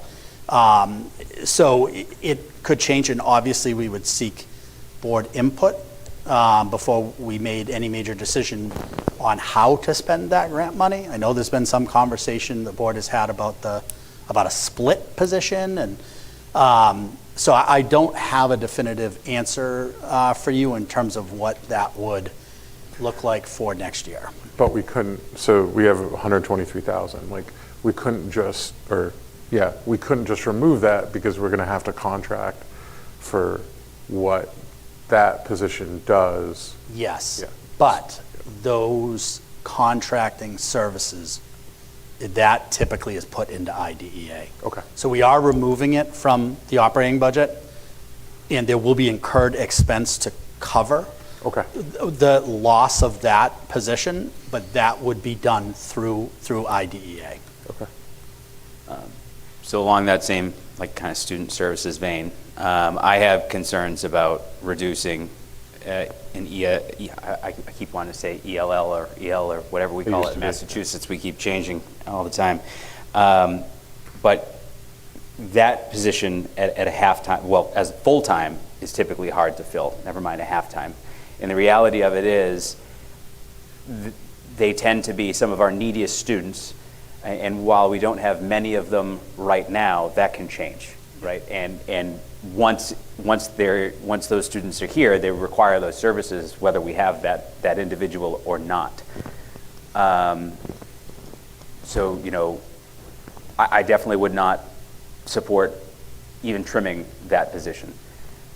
What I could support, could we look at perhaps looking to combine the ESOL position with the special education coordinator to essentially be almost a student services coordinator? They kind of wear a few different hats. As you said, the current individual in ESOL position is really doing a lot of MTSS work anyway. I'm wondering if we can kind of hit two birds with one stone there. You could. I think the issue you're going to run into is certification, because it's one thing to say coordinate ESOL services, it's another to deliver them, and the law requires that that's done by a certified ESOL person. So I think you need a dual certified person. Yeah. You need a special ed and certified that's ESOL folks, especially in New Hampshire, they are hard to come by. And then the same with special ed. Any position in special ed is very difficult to fill, any. But the positions that are incredibly hard to fill are the leadership positions. People do not want to go into special ed leadership, something we could explore. I think it goes back almost to the previous comment, deciding like where the cut is gonna come from. And then once the board has decided that, then there's the follow-up conversation about, okay, how are we utilizing these positions to sort of maximize their efficiency? Is this a decision you need us to make tonight? I'm sorry, Carl, couldn't hear you. Is this the decision you need us to make tonight? No, no. In fact, I would not recommend that you make a decision tonight. And I say that knowing that I'm sure that there are a lot of people that are anxious about a decision. But I think in order for the board and for the administration to be able to get feedback for folks that are paying close attention to this conversation, and they are, I think that it would be better for us to make that decision, for the board to make that decision at their next meeting. Could we perhaps at the next meeting have one, I think a little bit more for kind of a day in the life of that special education coordinator, because I think we've asked a couple of times and we've got varying answers of what that day looks like. Yeah. So that, and then also I would be curious, having been a middle school principal, what would a reduction in a UA do to the middle school schedule? Oh, I'll tell you right now. So I'd love to hear that from that Ms. really Bernard is, and Ms. Maldonado. you know, our building administrators are team players, and they will do what they need to do. But I can tell you that Principal Bernard is not in favor of this. Yeah, I mean, I don't want us to go back to 30 I mean, minute and you would obviously expect that, but really, the impact that this has on the master schedule would be pretty significant, knowing that the master schedule has been a challenge. I mean, not just here, every middle school I've ever been associated with, but yeah, this would have a real negative impact on the master schedule and what we'd be able to offer kids next year. So you're saying the removal of that, or? Cutting that position would have some implications on the master schedule, because the development of the master schedule, first, it seems to never end or begin. It's always being worked on. And, you know, we're entering into the phase where, like, you know, schedules are being determined. And now we're going to disrupt the master schedule, so. And especially like after we put the effort in to do the MTSS, to do the things that we're doing in the middle school, like to change that up, like I don't know. I don't know what would be my, like the last thing I would cut, but like facts, like I really think that needs to stay, in my opinion. That's kind of why I wanted to hear it from their perspective, because sometimes you can reduce things without making cuts to things like the MTSS blocks and stuff like that. I just wanted to see what their perspective was. Yeah. Since they're the ones doing it. Yeah. And then also for the, go ahead. If I could just ask a quick clarifying question. What's MTSS? I apologize. How much time do you have? I was going to say, yeah, no. catch up with Missy. Just the acronym. Yeah, well, that's fine. So think of an umbrella. Yep. And the umbrella are all of the things that support students. Okay. So you'll hear things like RTI, special education, positive behavior intervention supports. Everything that supports kids is under this MTSS umbrella. Okay. Multi-tiered systems of support, all the things that hug kids. Now I understand. And the two big ones are MTSS-A, which is academic, so kid falls behind in reading, you help them come back up. And New Hampshire is the only state that does that. Yeah. That separates them out for some yeah. on no And then basis. B is behavior, so student struggles with behavior, but you put behavior plans in place to help them to get better at behavior. But it's using data to track students and to help them to be successful. Okay. And then, yeah, and also ESOL, like ESOL teachers are really good at helping other teachers to expand how they teach, like being more visual and stuff like that. And I do think the ESL teacher is invaluable to help the other teachers. I will say on the special education, having an LEA is legal, what is it? What's an LEA? Local education agency. Yeah. So they're the people that make the decisions on behalf of the district in the meetings that are legally binding. You need an LEA that knows what they're doing, because if you don't, you're going to end up in a lawsuit, and the lawsuit is far, far more expensive than paying a good LEA. So like that is a consideration, but having a special education coordinator or having outsourced services, I have full confidence with Melissa and that they're going to have a person in place. But that is a consideration, that not doing it correctly costs way more money on the back end. I have a question. Sorry. Go ahead. I just know we had talked about it at a previous meeting. So speaking of the LEA, we're contracting for services for an LEA. And I know we had kind of talked about possibly changing this position. I know that's not really, but I'm just wondering how much we're spending on contracting for an LEA. Melissa, do you know? I have a number in my head, but I don't want to We say it. can talk about it at the next be meeting. wrong. I'm just And curious. I'll be honest, it's a lot of money. You know, in Because fact, the part of amount we're this- paying now is actually less than what we were paying before.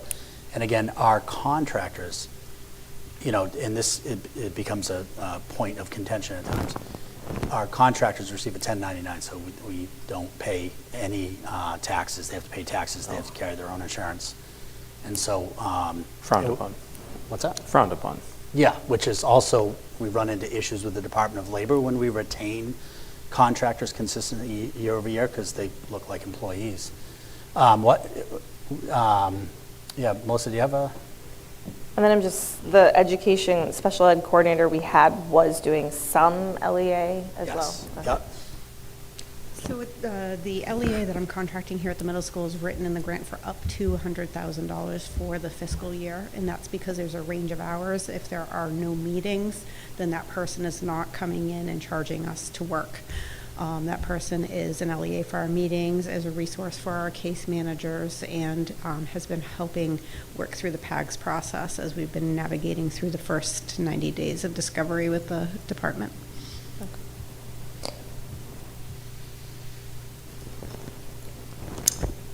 Yes. While it is not necessary to make a decision on this tonight, as far as the budget goes, all of our paperwork is submitted to the Department of Revenue based on the default budget that passed. Any adjustments after that are up to this board. However, I will ask if there was any consensus on the part of the board on the wall, only because we have a very tight window to get that work done at Central School, which is about the first and second week of August.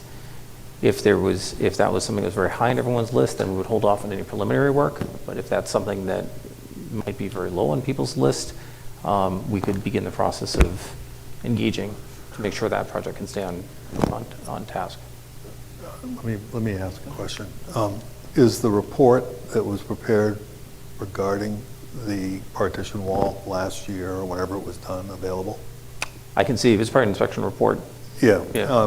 I'm just wondering if I could ask to meet with Jeff and look at the wall with him and see if there's any way we could come up with something. I mean, if we're talking about a pinching situation, there must be a way we can deal with it in the short term so that we can make it a capital item, which is where I personally think it should be. Yeah, and what I would say in regards to that, Bob, why don't we connect after the meeting in regards to that idea? There was a school board meeting, and we can find an agenda where Jeff presents about it. Okay. So, yeah. Great. I'll try to find that. I don't know if, Melissa, do you know where? So Jeff, I guess what you're saying is that it would be helpful to have a decision on that item tonight in terms of the planning of this moving forward. It would be very helpful, even if it's not with absolute certainty. Yeah. So I don't want to cut it, but I also feel like to defer it doesn't make us cut any staff positions, so I'm a little torn about it. I'm sort of in that headspace. So for me, I'm in the headspace of I would like to see the report. I'm not a construction expert. I want to see what they said. But to me, would I trade wall for a support staff member that needs to help the children? If we think we can make it work for another year, I would keep the wall as is. That opinion for now. Unfortunately, engineering kicks in when I see this kind of thing, and I know I'm a Rube Goldberg at times. For those who don't know who Rube Goldberg is, he was a creative guy, so I like to think I'm somewhat creative. But So what you're saying is you want to fix the wall, Bob? well, I just wonder if there isn't something, again, having been through a variety of similar circumstances, not identical, that at least I'd like to offer. If there is a way we can do it, I'd like to offer it. So we will, I I'll think meet what with I'm them hearing, tomorrow. just to be efficient with our time. Yep. We'll leave it on the list for now. And then, Bob, we can coordinate on you're getting Anytime. a tour and inspection of that. Only thing I have tomorrow is a truck appointment, but other than that, I'm Yeah, available. we can certainly fit it in this week. Thursday as well. All right. Yeah, we can do it offline. All right. Discussion closed and moving along. We're good, I'm assuming? Yes? Okay. We are looking at the 2025-26 budget end-of-year projections with Mr. Dowd. Sorry. That's okay. Discussing that it would be preferable to have support staff over walls, and I prefer kids' fingers over support staff and walls. We will continue that Discussion. I think we can deal with the finger issue. All right. That's just my observation, Yep. having seen the wall. So, our projections for the year, and I'll call it estimated surplus, but it's more of a educated guess at this point. We do have quite a bit of activity left in the year. So, as you know, and you've heard me say it, you'll hear me say it again, our view on surplus, how much we're going to have left at the end of the year, is made up of two components. One is an expense surplus, and the other is a revenue surplus. And I will be frank with you, revenue has been a bit of a bore this year compared to last year. We had some additional money coming in for CAD aid and a whole bunch of different areas. So what we'll look at now is the expense surplus. I'm looking at about 1.377 million.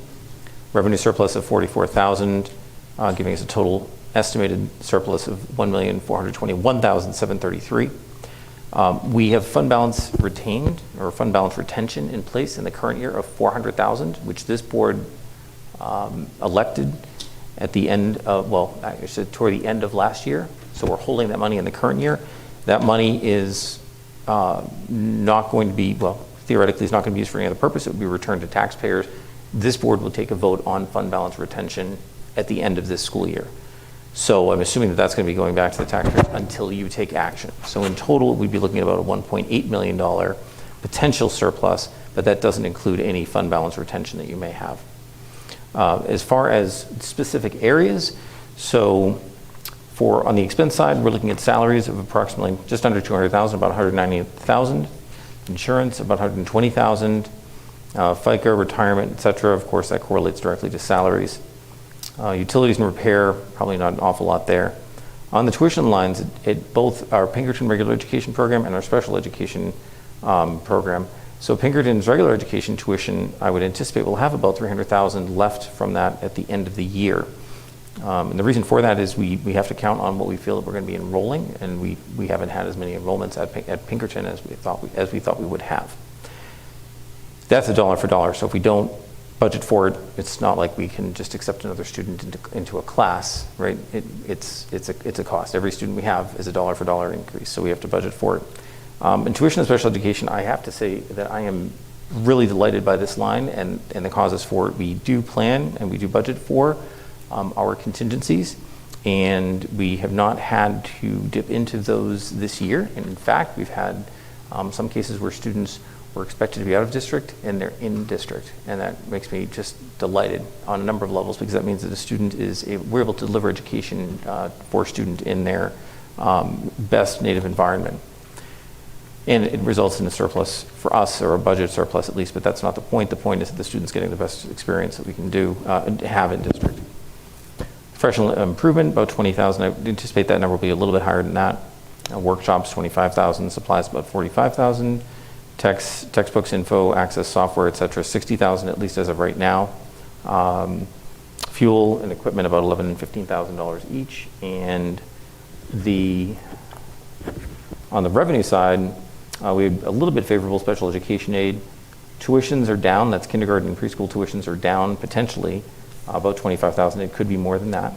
Medicaid came in, or will come in a little higher than what we budgeted, but only by 5,300. And then we have some other miscellaneous revenue coming in about 2,500. So between the revenue and the expense forecast, you have an idea of where we stand. And it looks like hopefully we will make it through the year with enough money. So that's a good thing. Is that another source of funding that can be extracted for capital work like the town does? In other words, they put a warrant article on and they assign the unassigned fund balance to cover that. Can we do the same thing? Right, we do 250,000, I believe, of unassigned fund balance would go to the capital reserve fund. That was approved this year. Right. So after the first 150. So we could do that for the purpose of replacing the curtain, for example, in the next year's, rather than dipping into the capital. That's exactly what I was going to ask. I mean, personally, I think that this is the philosophy that the town is trying to adopt, whereby the excess funds go into capital items that are one-shot items rather than any continuing cost. And these are the kinds of things, you know, 200,000, 100,000, 50,000, that we would try and put into that mode. What we've found is that the public accepts that more because they know exactly what the money is being spent for. And it's a, you know, sort of as a one-for-one. There's no argument about how it's being used. So it's just an idea. So I think that is a consideration. I think, however, you have to listen to the will of the voters, right? The voters wanted the budget to be where it was. If we pay for the wall off this current year, that still is going to end up costing taxpayers. Like, I would be fine with it with my money and my tax dollars. However, like, if we're using the money that was budgeted and we still have, you're looking, like, that for me goes into the gray area of not listening to the taxpayers. And very specifically, they turned down 2 budgets in a row. Like, I think we have to be super conscious of that. And I hate it. I absolutely hate it. We did do, like, last year, the $400,000 fund balance retained, like, that number was higher-ish. One reason was we were worried about the leach field. We were worried about the oil tank. We weren't even at the partition wall. Luckily, the leach field is going well.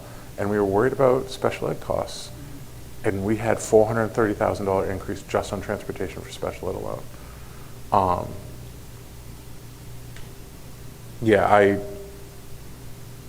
I get nervous about, like, our job is to exercise the will of the voters and what they wanted. And I think if we're going to make that decision, I don't know, it's a gray area. And I think that's a consideration we have to have. If I could, Madam Chairman, I'll just make the following observation. What we found on the municipal side was if it was a concrete item, people tend to vote for that. And if it's a one-time item, they even more explicitly vote for it because you're telling them exactly how you're going to spend the money. And we put $1.15 million into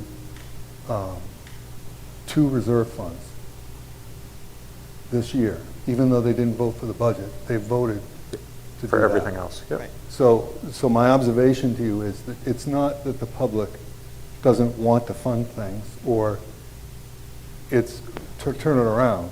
If you can identify specifically what you're spending it for, then they're more likely to vote for that than they are the budget for which they don't have the ability to say, well, I don't like this or I don't like that. So it's just an observation that I'd make. We've done this on the municipal side 2 years in a row, and it's worked. So Yeah, I tend to agree with that. I think it's clarity. I feel like the large budget gets real ambiguous pretty quickly for people. So if it's something, and I'm sensing obviously there's angst around making a decision of keeping position versus putting children's safety at risk, right? So if that is the high priority and we need to do something to remedy that so that we don't have injury to little human beings, then we need to consider that we need to make some I'm pretty confident that we can deal with that. fixes. In the short term. I mean, it's not something you'd want to do for 5 years, but if you're looking for a year or even 2, So I think there's a way we can deal with it. As a board member, we do have, like, supervisory authority that we have to then place with the district, and we cannot, as board members, make decisions on that. So we'd want to we want to be very careful about what you say as a board member that could open up the district later for liability, if that makes sense.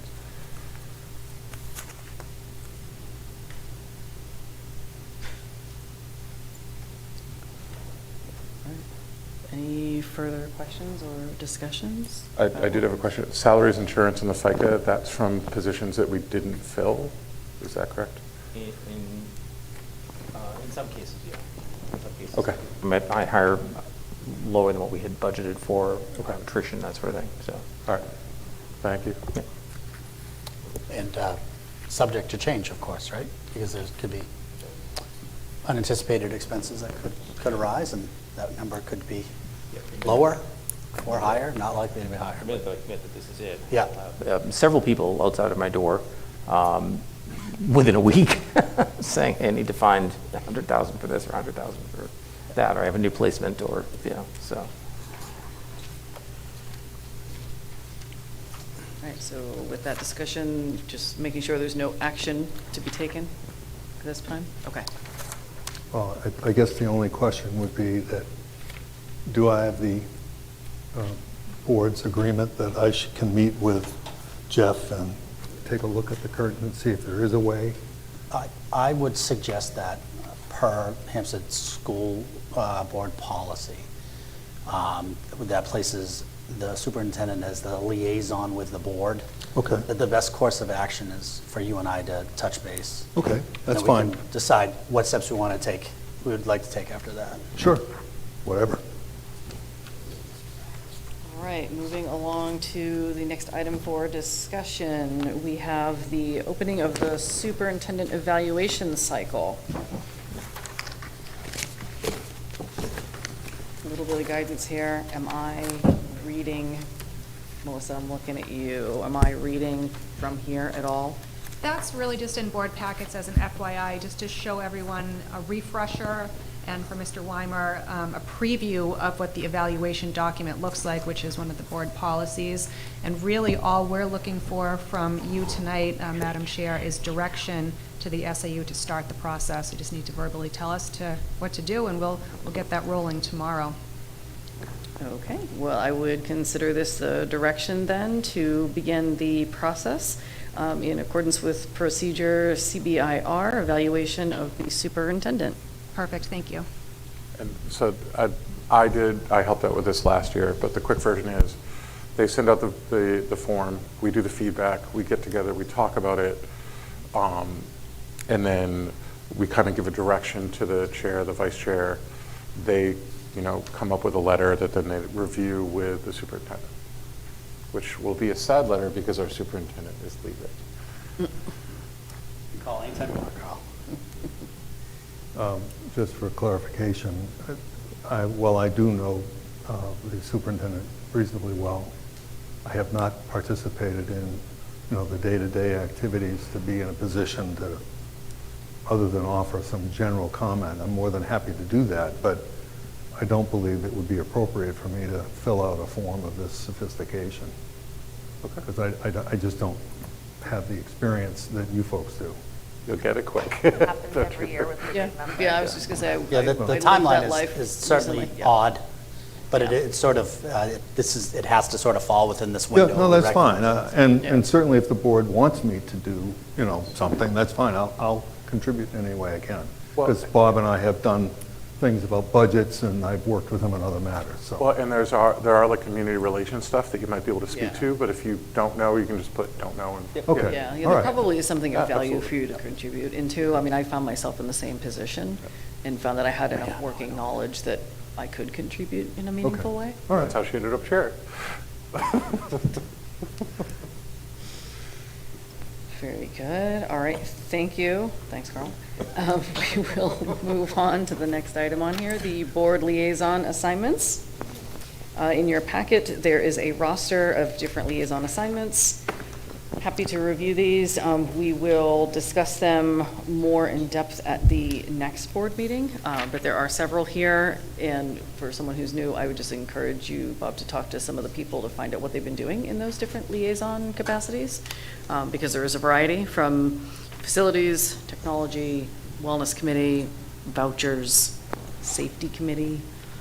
Maybe I'm the policy default committee. person this year, right? You- You sort of say to me, everybody else could just has assign already you. decided, and you can assign. No. So, but I will give you a quick one, whereas like the HES, HMS, Student Service of Facilities and Tech, those are generally like the liaison for the budget working committee, but those aren't regular assignments versus the other ones, you do have regular duties outside of board meetings. Yeah, that's like, fine. for example, a Yeah. policy committee, that's where I'm seated, and so there are regular discussions throughout the year. I'm more than happy, So the Madam commitment Chairman, varies. to be at your disposal. Generally, the new person we draft into the policy committee so they can learn. Yeah, and with the flexibility of your schedule, Bob, policy could be It might be good right area up to your alley. explore. Well, I mean, again, given that I'm new kid on the block here, I'm more than happy to serve in whatever capacity you feel best, Madam Chair. All right. Any further discussion, questions, comments on assignments? We will discuss it next meeting. Very good. All right. Also in your packets, we have policies available for a first reading.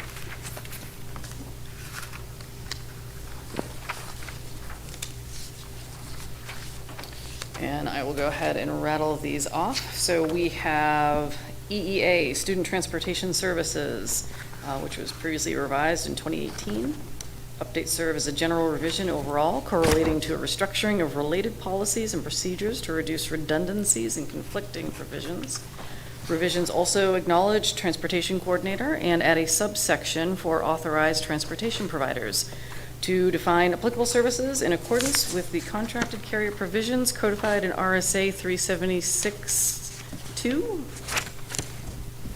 Volume 7. And we also have EEAB, Establishment of School Bus Routes. New policies not on the books, recommended adoption to serve its own purpose of fundamental worth and to satisfy any reference pointing to it from related policies, such as policy EEA, Student Transportation Services. Next one on the docket is FBB, Enrollment Projections, last revised in 2013, suggested to reaffirm what is on this policy. IHAH, World Languages Program, last revised in 2019. The changes reflect updated ED rules under legal references and a few other suggested changes to align with practice. And finally, we have JLDBA, Behavior Management and Intervention, which was last revised in 2016. The changes reflect updated ED rules under legal references and a reference to RSA 627-6. So I don't know, so Bob, you do a first reading, discuss it, and then you come back to a second reading and you adopt it. So like we ask questions and then you can ask more questions of Bob, who loves policy. I do. And I think that there's, I don't know, what, 300 recommended policies or something crazy like that, Bob? And we do like 2 to 4 every meeting. Can you just talk about like what we do with policies? Yeah, so we have close to 300 policies on the books. They're all available online. And the process for policy is really, we take guidance from the New Hampshire School Boards Association, which we are a member of, and they will put out 3 times a year an updated policy guide, which reflects all of the changes in the law and recommendations from their attorneys. So we use that as the starting point to update our policies. And then also what we do is we aspire to try to update policies on a 3-year basis. We are way off that mark. If we were to do that, we would really be looking at 15 policies a meeting, which is not realistic. So what we do is we try to go for the oldest, most outdated policies. Up until last year, I think we were in 1999. And then what we also do is just try to prioritize some of the bigger issues that are out there. We passed Parental Bill of Rights, deep fakes for AI, the things that are issues that districts are grappling with. And the policy committee meets monthly. There's 2 school board members. There's district building administration, and then teacher representation as well. Well, if it's the item that the least volunteers go for, I suspect that I will be assisting in that area. Come on down. It can be tedious at times because we will have healthy debates on the words shall versus may versus will, and or. So it can be lively at times. It sounds like planning board. There you go. All right. Okay, so with this first reading, looking for a motion to move this to a second reading. Second. Any other discussion? I just want to ask a clarifying question. This information is available online somehow? Okay. All right, very good. Oh, and also the New Hampshire School Board Association will get you a login for Hampstead, and you can go on. Also, it's the staff attorney and the executive director are both lawyers, and they will take your phone call and have in-depth discussions with you. And we pay them to be outside of it to help with us. They are fairly busy for the next 2.5 months until we get through crossover, but they're awesome. I'll get you their numbers too. That you can ask them, like, why do we do this? What's the history of that? They'll talk for hours. They're great. Thank you. I need that kind of education. We're looking for a roll call vote to move this officially over for a second reading? Show of hands. Okay. Everyone in favor? Moving it, second reading? All right. Thank you. Let's see, 2026-27 professional staff renominations. And if I could, Oh, sure. Madam Chair, could I maybe make a recommendation, just given the time? Yep. Would the board consider an agenda adjustment to move up the personnel superintendent's report? Because we can kind of cruise through that. Sure. And then if we go into nominations, typically the nominations, I'll give you you have the list. And what typically happens is we go into non-public. If we can front load the superintendent report, we can let folks in the audience go. So I don't know if. Yeah, I mean, do we need to vote on that? Or are we good to go ahead? No, you can make. Okay. All right. Yeah, we'll make the call to make that switch. So what we could actually do is, do we want to do board member comments and correspondence and then, I'm sorry, I sort of slightly misspoke. That's okay. Do you want to do that next and then personnel report and superintendent report? I think whatever gets people home quicker we want to Yes, yeah. So if you want to do number 4, Roman numeral 4 on the agenda, and then we'll move into consent agenda 5, and then we'll do professional staff nominations. All right, so we will open it up to board comments and correspondence. Does anyone have anything to share? There's a public hearing on open enrollment on, wait, was it? Yes. Wednesday, March 25th. Yeah, so tomorrow at 1. Also, it is open for you to talk to your representatives because the current open enrollment, the way it is written on SB2 would have dramatic impacts and make it really, really hard for us to budget going forward. There are other alternative versions in other states that have more workable versions, but the current version that is being put forward has a lot of pushback by a lot of people across the state. Dropping a new open enrollment, I don't know if anyone saw that, about how to fund open enrollment, or there's some things coming tomorrow, some announcement. The board approves anything under is approved by the superintendent, but it gives the board a courtesy to let them know about donations. So I wanted to thank Lana Thulander, who made a donation of $1,374.50 for new snowshoes for the Hampstead Central School. Oh, cool. So I want to thank Liana for her very generous donations and helping to support our schools. As Joe mentioned, we had our I'd love to say our one and only remote learning day recently, and feedback that we've gotten. I've gotten very little feedback, to be honest with you. There's always that question of, well, how meaningful are they? And I was having a conversation with a teacher who had said, well, they may not be all meaningful, but they're probably more meaningful than a 90-degree day in June. And again, we know that the purpose of the remote, first and foremost, is to satisfy the requirement that we have of 180 school days, which is in our collective bargaining agreement. It is to satisfy that requirement. We know we're not achieving high levels of educational rigor, although we aspire to that. It's also to let our students off to the majority of them are likely to participate in online learning. So I do appreciate that. And I do want to recognize the tech department. I talked to Joe midday. I hadn't received any complaints. And Joe, how you doing? His department, not complaints, but troubleshooting around technology issues, it was huge. And I appreciate the work because it made the day appear to be seamless. I also want to mention that I really appreciate the staff, their willingness to do this. People were ready to go. And you got to realize it comes with great sacrifice because a number of our staff members are trying to maintain an online classroom and their own children in their home. And that is a very difficult task, and I give them credit. We recognize the hard work and the position that they're in. As was stated earlier, on Saturday, March 28th, Saturday, there is a meet and greet that is being hosted by or organized by the Hampstead Public Library, but will be here at the middle school. And so it's a great opportunity. It runs from 11 to 1 to come and meet, as we would say, meet all the people in your neighborhood, right? All of the different various organizations. Rumor has it that Dr. Crawford will be making an appearance in this, so I would like to meet the new superintendent. May want to stop by.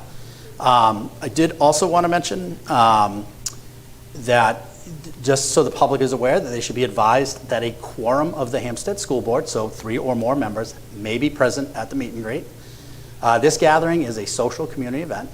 No official business will be discussed. It is non-deliberative, and no decisions or actions will be taken. And that is being provided under RSA 91A. That's the legal speak to say that you're allowed to be at the meet and greet together.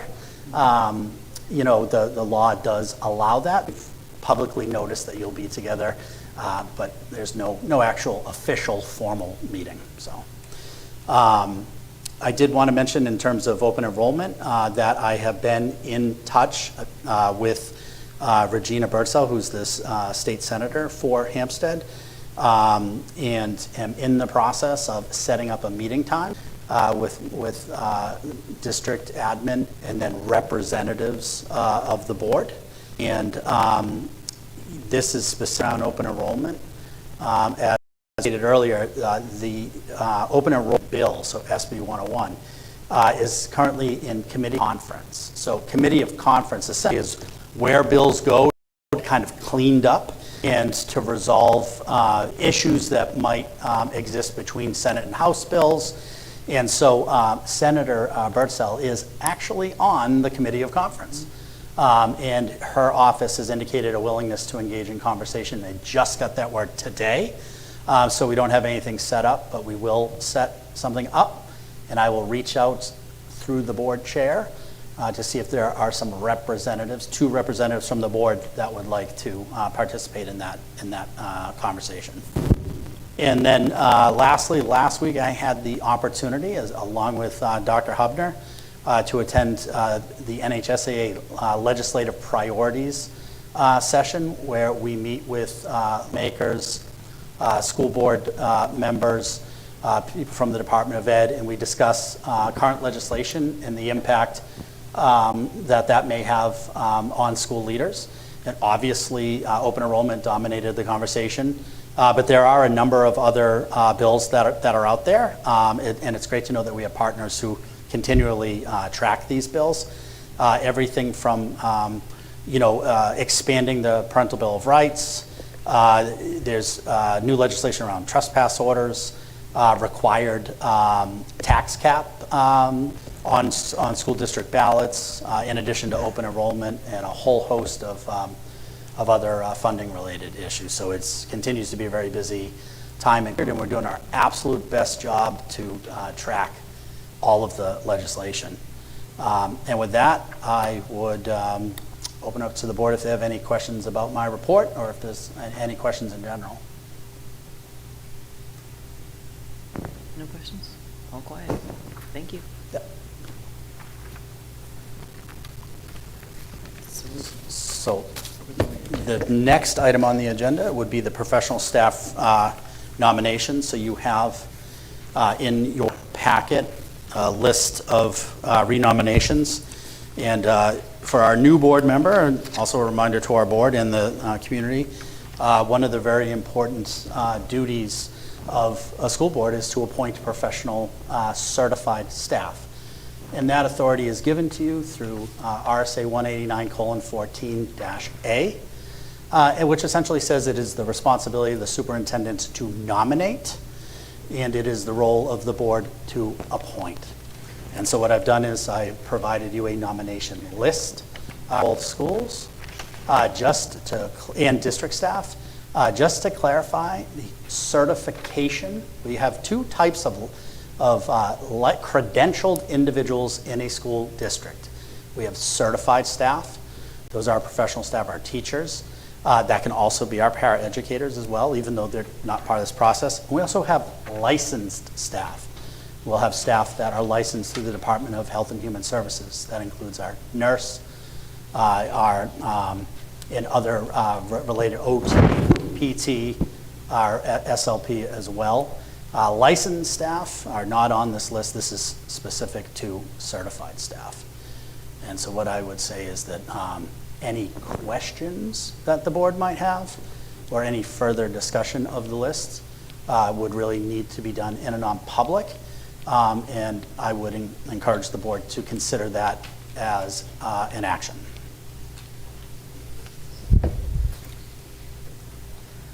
All right, so this is my cue to enter non-public, I take it? Okay. Yes.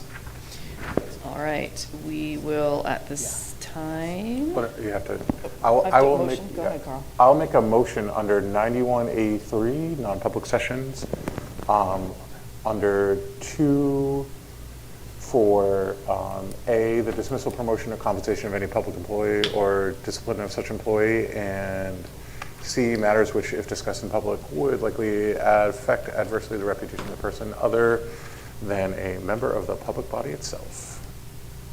And I would just add, too, that the board would come out of non-public and take action on the list. I don't know that that needs to be televised, but just, we will be coming back into the public session after the non-public. And then we can just let people know that we have, we can conclude the live stream once we go into non-public for the night. Second. Looking for a second. Okay. Yep, second. Oh, second. I did, yeah. I couldn't either. Yes, please. Ms. Denton? Yes. Dr. Hubner? Yes. Mrs. Meyer? Yes. Dr. Poor? Yes. Mr. Weimer? Yes. Thank you. Time is 9:41.